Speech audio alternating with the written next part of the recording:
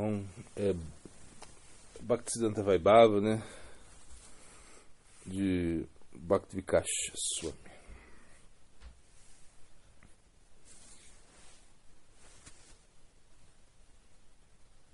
Tá. Outro método importante de alcançar o mundo ocidental foi por meio de publicações, né? O Harmonist foi enviado regularmente em troca de várias revistas, principalmente esotéricas e filosóficas do Ocidente.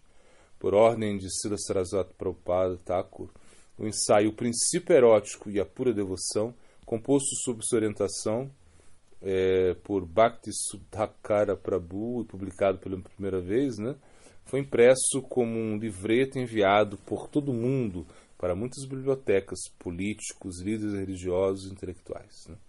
Srila Saraswati Thakur Prabhupada encomendou a Bhakti Sudhakara Prabhu para produzir Sri Krishna Chaitanya, retratados dos passatempos do Senhor, para ser iluminado com explicações filosóficas tão abundantes que para os ocidentais sem acesso à vasta literatura gaudia escrita em bengali e sânscrito, esse livro seria suficiente para se tornar totalmente familiarizado com as atividades e preceitos de Mahaprabhu.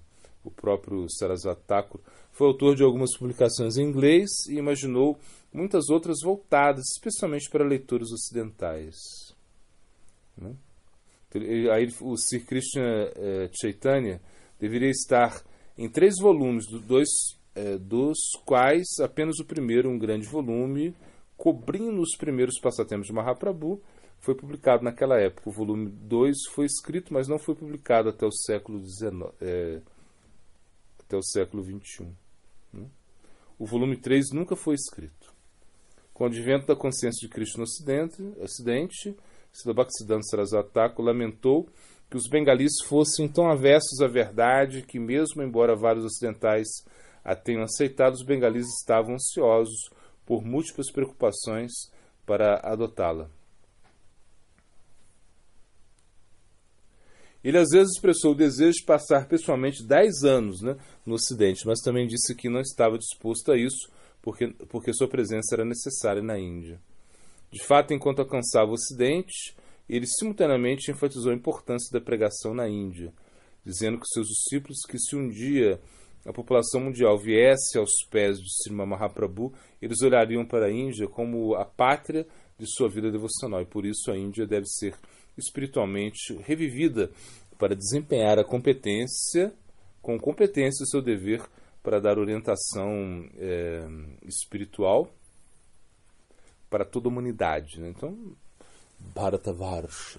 Então se diz que, as escrituras dizem, né, uma pessoa é muito afortunada por nascer em Bharatavarsha, mas se ela não ajuda as pessoas, ou seja, se ela não distribui, né, essa mensagem, né, de Krishna, no caso aí de Chaitanya Mahaprabhu, então isso é uma coisa absurda, né?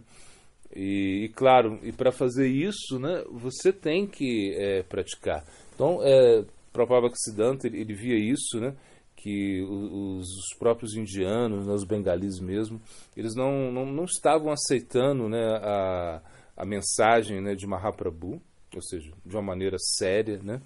Eles, inclusive os ocidentais, né, e realmente como foi visto, né, os ocidentais, eles aceitando, né, de uma maneira muito séria, né, a consciência de Krishna, né, coisa que foi muito interessante ver quando os discípulos de Maharaj Prabhupada, eles chegaram na Índia, né, e eles acabaram, em algum momento, inspirando muitos os próprios devotos indianos, né? No caso, por exemplo, principalmente da adoração da deidade, né? Que dizem que antes a adoração da deidade era como uma coisa assim, um pouco, né, desleixada externamente, claro. Mas aí, como o Swami Maharaj Prabhupada veio, né, Krishna Balarama, assim, com toda aquela opulência, né? Esse standard assim bem, né, forte assim, então eles de certa maneira isso influenciou também os templos, assim contam, os devotos contam isso, né? Mas foi incrível perceber, né, como o Ocidente ele vem, ou seja, os devotos ocidentais, né, aos poucos eles vêm ganhando maturidade e estão como também, né, como colaborando com isso, colaborando com a consciência de Krishna na própria Índia mesmo. É claro que quando a gente vai à Índia, a gente vai com o intuito de aprender, né, e não de ensinar. Imagina, a gente vai lá para saber como eles adoram a deidade, como eles tocam mirdanga, como cantam essas canções assim de uma forma tão linda, tão bela, né? Enfim, a gente vai para se inspirar. Mas eles também se inspiram, né, com os ocidentais, assim, claro. Nem todos, né? Alguns ainda mantêm um certo preconceito, né? Como nós temos o nascimento melete, né, um nascimento assim muito baixo, então existe um certo preconceito, mas entender que isso, né, isso foi o desejo, né, de Chaitanya Mahaprabhu, Prithivita Chayata Nagaredigarama Sarvata Prachara Muranama, que a consciência de Krishna se espalhasse por todo o mundo, né, cada aldeia, cada cidade, enfim, que todo mundo pudesse cantar o santo nome. Então isso, de certa maneira, já está acontecendo.